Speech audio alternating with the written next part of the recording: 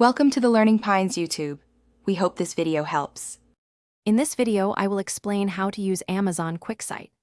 Quicksight is a powerful, cloud-based business intelligence service that helps you transform raw data into actionable insights. It allows you to create interactive dashboards and reports, making data analysis accessible to everyone.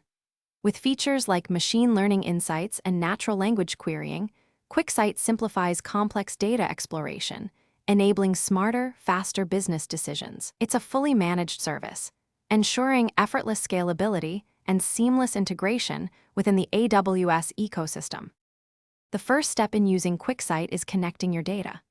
Quicksight supports a wide array of data sources, from AWS services like Amazon S3, Redshift, Athena, and RDS, to external databases such as MySQL and SQL Server.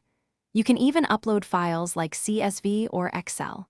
When setting up, you'll choose between a direct query to your source or using Spice, Quicksight's super-fast, parallel, in-memory calculation engine, for significantly faster data processing and analysis.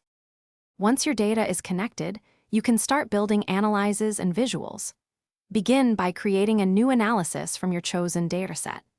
Quicksight provides an intuitive drag-and-drop interface, allowing you to easily select fields and create various chart types, like bar charts, pie charts, or pivot tables. It even intelligently suggests visual types based on your data. You can combine multiple visuals onto a single sheet to form a comprehensive and interactive analysis.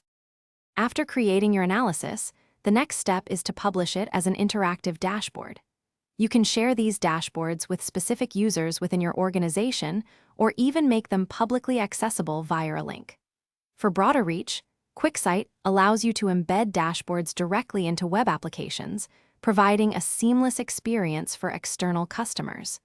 You can also enable sharing of specific dashboard views, fostering better collaboration among your team members. Thanks for watching. Consider subscribing if we helped you.